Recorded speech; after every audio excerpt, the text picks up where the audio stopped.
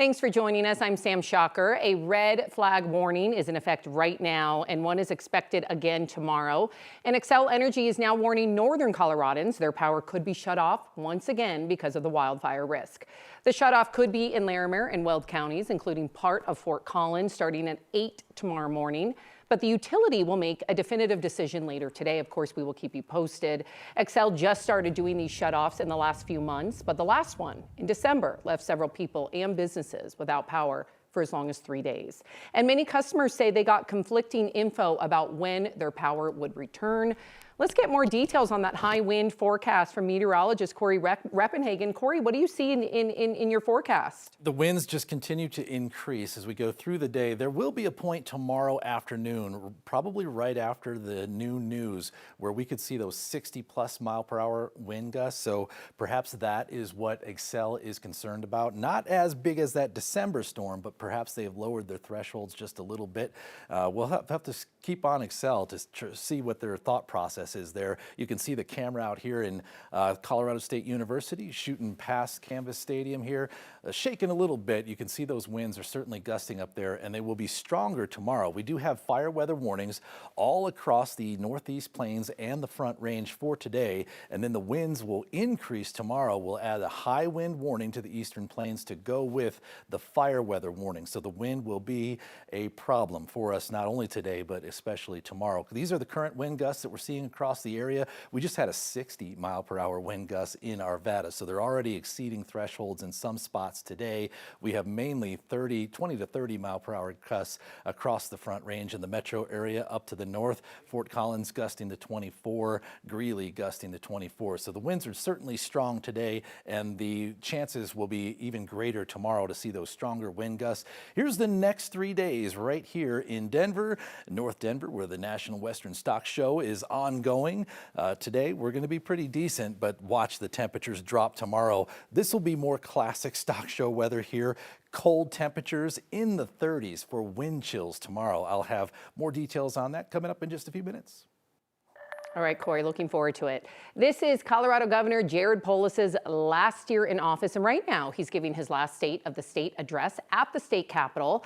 Kyle and I were listening in until we started here on KUSA. Kyle, please break it down, because we heard, as you said, not a lot of breaking news, so to speak. No, I mean, I think the governor in his final State of the State address after 8 years in office, he was calm and he was contemplative and he seemed content, right? Some might say checked out, not me. That might be what others might say. You know, senioritis affects both the young and the older when you're in the last year of a situation. But the bottom line is, this was an opportunity for the governor to reflect on what he believes he's accomplished and to thank the people who worked with him on that process, and not necessarily an occasion for him to lay out sweeping new policies. The elephant in the room, of course, is a Republican, and is President Trump and his campaign of retaliation against the state of Colorado. Today, Governor Polis outlined the many ways that Trump has delivered on his promised harsh measures against Colorado. And then Polis made the closest thing we've heard from him to a stand against the president. At a time when Washington is often peddling the illusion that America somehow isn't for everyone, that somehow there's only room for some people or some beliefs or some love or some prayer, I want to make it clear. In our Colorado for All, there is room and opportunity for all of us. There are a lot of Democratic governors around the country that are really going at Trump hard these days, both in targeted blue states and kind of under the radar blue states. Polis is not taking that approach. He is not going directly at Trump with stuff like that. Did not take that opportunity to do that during the State of the State today. A legacy is going to be on people's minds. This is his final address. He's about to leave office. What does he view as his own legacy? You know, it's a few years in the rear view now, but you can't forget his key role in leading Colorado through the COVID pandemic and trying to chart a course that was not directly in line with either that of blue states or red states. COVID was unlike anything we'd faced before. And while the world was plunged into uncertainty, we came together to support our brave and dedicated doctors and nurses and frontline workers and charted a path forward to make sure we didn't exceed hospital capacity. So, and I think Polis's record on COVID, it certainly is going to get criticized like anybody else's record on COVID, but it stands up to scrutiny better than a lot of other Democratic governors. He really did try to kind of chart a unique course for Colorado through that pandemic. And when he reflects on his 8 years in office, you realize the enormity of challenges that Colorado has faced in terms of natural disasters and fires and floods, in terms of mass violence, and then in terms of fiscal challenges in the last few years. And you heard Polis point to what he believes to be his accomplishments: universal pre-K, universal full-day kindergarten, universal school lunches, and what he says is his work to improve the environment, and the sticky issue of how to get more affordable housing in Colorado, which, if anything, along with the budget crisis, is going to be the focus of this last legislative session, which kicked off yesterday and lasts through mid-May. Right, and he did really stress, as you pointed out, in contrast to Washington, a Colorado for all. Yeah. It's the inclusivity versus the division. Yeah, and I think, you know, that's right, his libertarian tendencies, and he describes himself as a Democrat but a libertarian, and that's something that he feels like Colorado stands out as, and he's always tried to tie that ethos to like a Western way, which is Colorado's a state where people kind of live and let live. All right, Kyle Clark, thank you. Appreciate you as always. And you'll be hearing more from Kyle and Marshall throughout 9 News this afternoon, so stay tuned for that. The man arrested and accused of setting the fire at an apartment complex under construction on Leedale appeared before a judge for the first time just over an hour ago.